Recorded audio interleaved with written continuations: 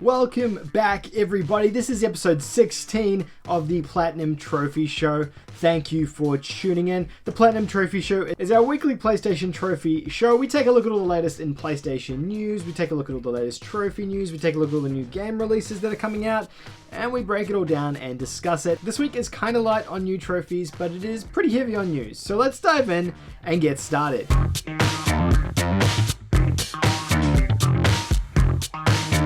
Now, before we kick off, if this is the first video of mine that you have come across, welcome! Thank you for tuning in. I would encourage you to hit that subscribe button down below so you can stay up to date on all the latest. I upload on this channel every single day, so hit that subscribe button so you can stay up to date. If you haven't already joined us over on Twitch, come and check my Twitch channel out. I stream 3 or 4 times a week now, sometimes in the mornings, sometimes at nights. The whole schedule is over on Twitch, and I really encourage you guys to come and check that out as well. We have a lot of fun over there, and that's come over and have a look. Now, the first story I want to talk about today is actually a little bit of an update on the channel. So, you guys would have seen over the last couple of days, we have looked at adding a membership to the channel, and I want to just take some time to actually address that and explain what this means and why I've done it. Now, I have put up a full blog post on the channel explaining exactly what this means, but basically, at the bottom of every one of my videos now, you will see a little join button. Now, this gives you the option to join the channel membership. It's a completely optional thing. And I've gone about it in a way that is very unintrusive in terms of how it affects the actual impact of the channel. Now, this is just an additional way for people to come and support the channel if they choose to. So that's up to you if you want to do that or you don't want to. Either way, it's completely fine. Now, in terms of content on the channel, nothing's going to change. Everything is going to remain exactly the same. Videos will still be releasing daily. I'll still be doing trophy guides. I'll still be doing lists. I'll still be doing all the news and videos that I do. Nothing's going to change. This is just another way for those who want to look at supporting the channel further to be able to do that. I found that over the last couple of weeks, I've been getting quite a lot of private messages and comments from you guys asking how you can support the channel. And generally, I've just been telling people to continue to watch the videos or come over to Twitch. This is a new thing that YouTube obviously introduces to channels who hit particular thresholds, and fortunately over the last couple of weeks we hit whatever threshold was required to meet this sort of tier of channel perk, basically. So I looked into it a little bit and tried to figure out what you guys wanted. I did a bit of a poll, and it was a pretty overwhelmingly positive result, with people saying they'd be willing to support the channel further if the option was available.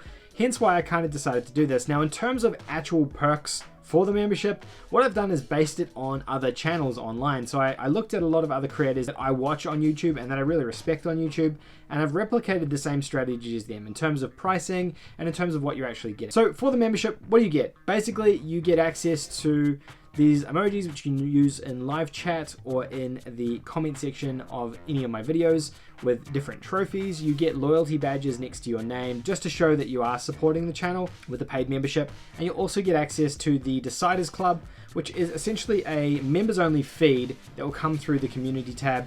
What I want to use this for is to communicate directly with you guys who are supporting the channel, asking you questions, thoughts, comments, concerns. I'll let you kind of have first say on what happens and where things might be going. I'll run ideas by you, and it can kind of just be a little bit of Deciders Club. Obviously, this is all a work in progress, and it will continue to evolve over time. Who knows how this whole thing is going to work, whether it is or it isn't, but this is kind of where it's at for the time being. I'm pretty happy with it, so thank you guys so much for supporting the channel.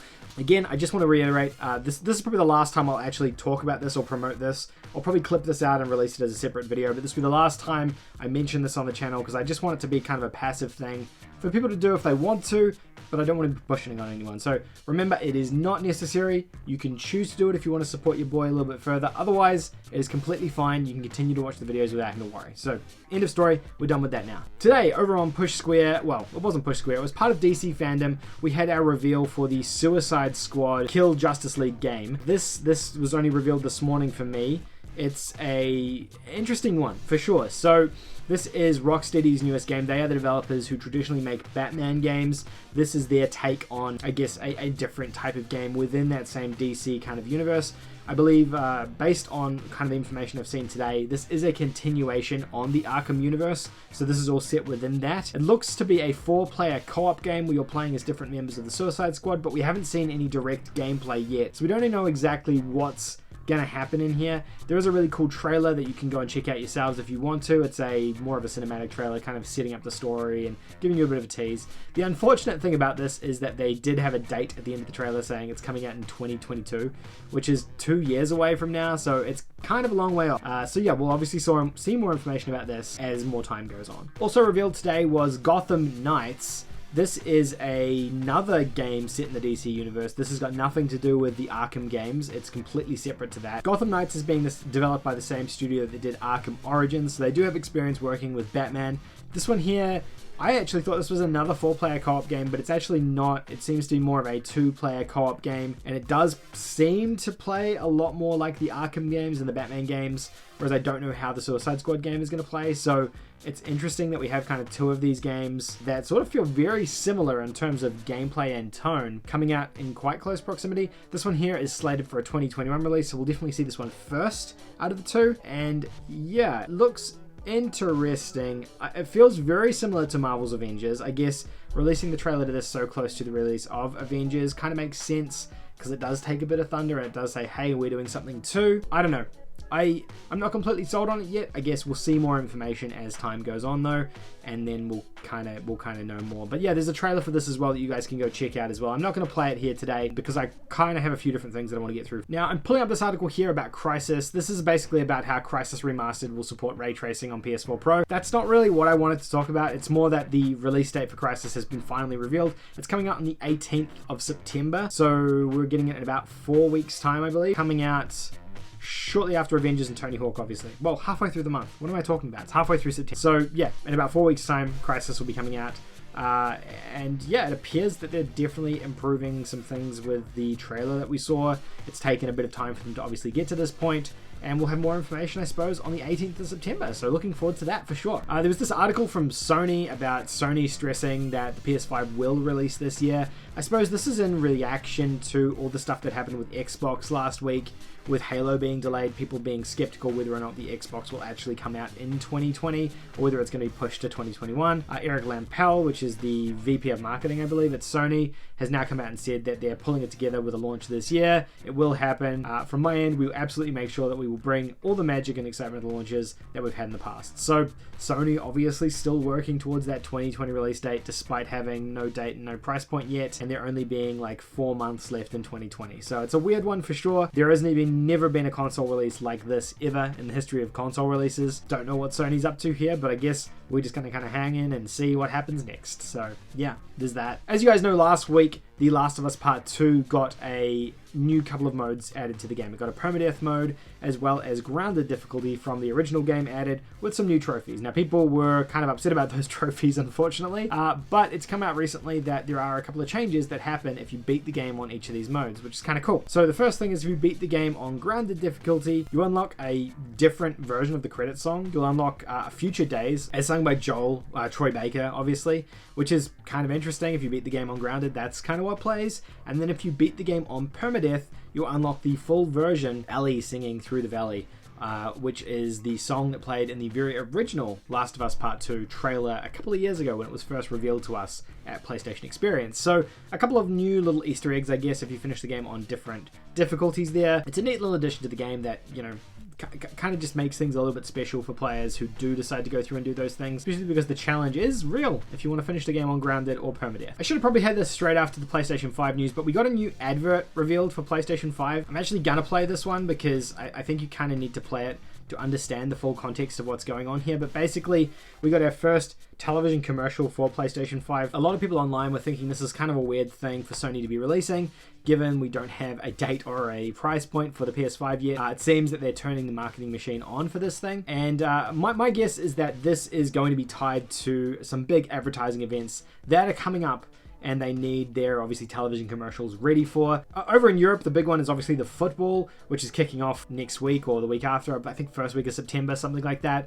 Hence why this probably exists. They're obviously going to have this tied to big sporting and cultural events that are going on. So my guess is it was probably needing to be out and released for that event, and maybe they weren't in a position where they would have the date reveal, etc., ready by that, but they still want to be promoting during it to build hype and awareness up for this new console, obviously.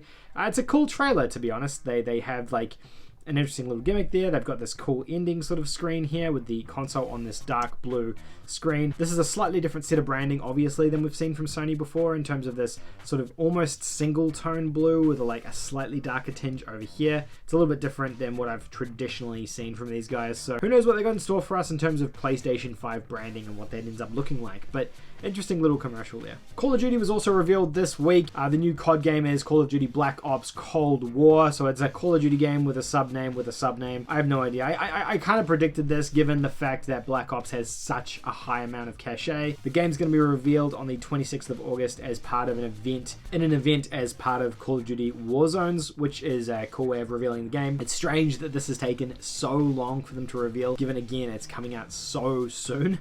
But I guess they had their reasons. I'm guessing there was some significant delays and maybe they didn't actually know if they could get it out on time.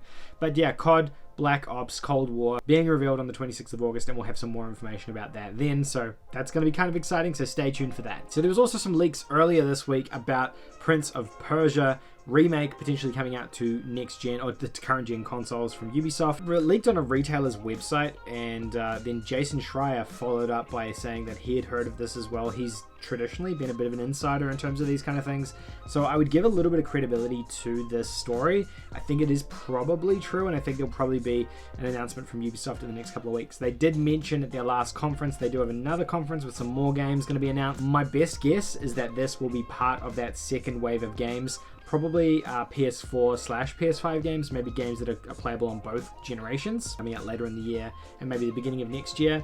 My guess is this will probably include, Splinter Cell, Prince of Persia, things like that. So yeah, I guess stay tuned for more information about that when Ubisoft finally does their next, Ubisoft Forward event in a couple of weeks' time. Interesting that they're bringing back Prince of Persia for sure. This was a game that they kind of killed off when Assassin's Creed launched. Maybe they're testing the waters to see if there is an audience for this again and whether or not they can kind of bring this back. My guess would be that Assassin's Creed might be hitting a critical mass point and they're looking for other opportunities to diversify their portfolio, and this would be a pretty easy one considering they already own the IP and there's probably a lot of demand for it given it's been absent for pretty much 2 generations now. Now the last story I want to talk about today before we look at trophies is that EA Access has officially been rebranded to EA Play. It doesn't fundamentally change anything. They've just changed the naming of it. The app has updated on PlayStation, so you'll be able to see all the updates that they've done to the app. Over on Push Square, they've said here, as announced last week, EA Access is officially rebranded EA Play today. The membership service has retained all of its features, including access to an ever-growing vault of blah, blah, blah, blah, blah. So you can still play all the games. It still acts the same. If you've got the app installed on your PS4, you'll need to download a small batch before rebooting it. The user interface is now clearer, and they're looking at adding gameplay-related challenges to their upcoming releases of games. I have been using EA Access to play UFC. I've been really enjoying that game. EA Access is a cool offering on PlayStation. It's the closest we have to an Xbox Game Pass type thing, and I think it's a really cool service. If you guys are into any of the EA games, I would suggest checking this out for yourself. That's all the stories in today's episode. Now let's have a look at the trophies that are on PSN profiles this week. There's actually only half a dozen games that I want to talk about. The first one is this Tidewag Ver Niemand, which I guess is some sort of German, or I don't know, excuse me if I'm speaking out of turn. I think it's German, but I'm not sure. I saw this game release on PSN about a week or 2 ago, and now the trophies are live for it as well. I don't know what's required because no one has the platinum trophy. It says here complete all the different levels, but then you've got a couple of things here achieve the bad ending, which no one has yet. So I don't know if this is just because no one is playing this game or because it actually is glitched.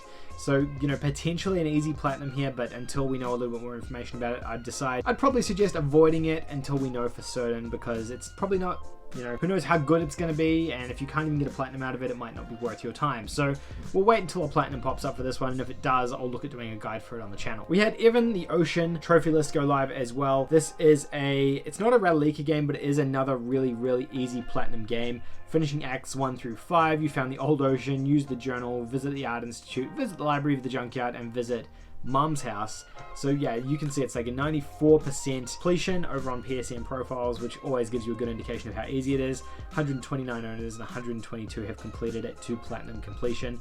So yeah, another simple, easy platinum here. I'll have a look at this one this week and see if I can pull a guide together for this one as well, so we can have that covered off on the channel for you guys. But if you're after this, another quick and easy plat. We had this game called Manifold Garden, and its trophies went live. This is basically a puzzle game, I suppose is the best way to call it.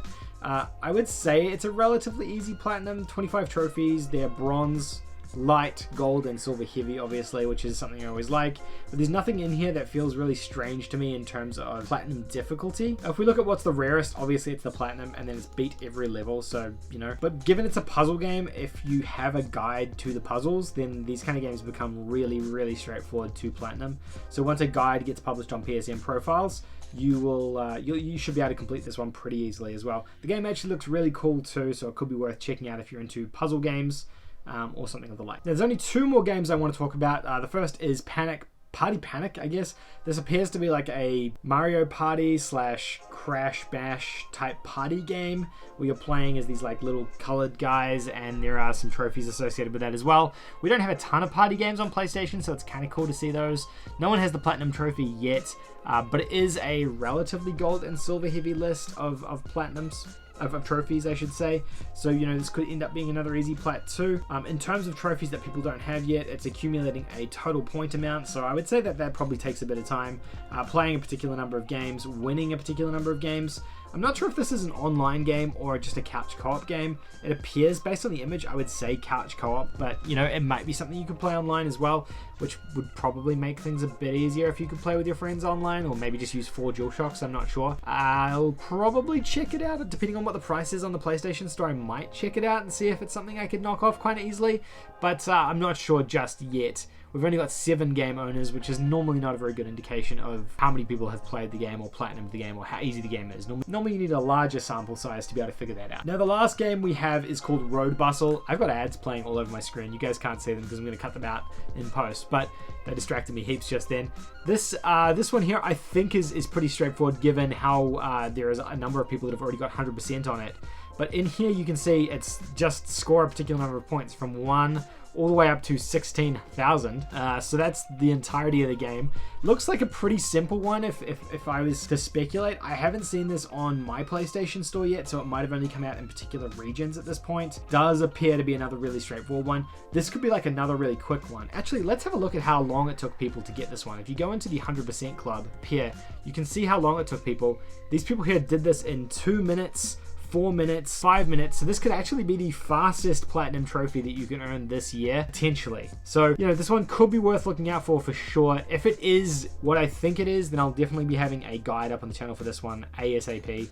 Let me investigate this one tonight for you guys. Maybe I'll do it on my live stream tonight, and we can check it out together. Anyway, that is everything I wanted to talk about in this week's episode of the Platinum Trophy Show. Thank you guys so much for tuning in. This is a slightly shorter episode because I've tried to power through the news a little bit quicker this week and power through the trophies. There really wasn't a ton of new trophies up on PSN profiles that I really wanted to talk about, so I thought, you know what, let's just talk about the ones that I feel are most relevant to us. Thank you guys so much for watching. I do really appreciate it. Again, if you haven't already subscribed to the channel, please consider subscribing down below. Every single one of you that subscribes helps the channel out enormously. Let me know if you're going to be checking out any of the games that were in the news this week or on PSN profiles this week. I'm really curious to get your thoughts on those. Also, actually guys, let me know if there's anything else you want me to cover off in these videos. Is there anything else that you think the Platinum Trophy show could include? Is there other news topics, or is there other things that you want to see from this? Because I'm open to covering up other stuff if we feel that there's some more things that we can be doing here. Otherwise, that is everything from me. Thank you guys so much for watching. I do really appreciate it. And I will see you guys all in the next video. Have a fantastic weekend. See you later. Bye.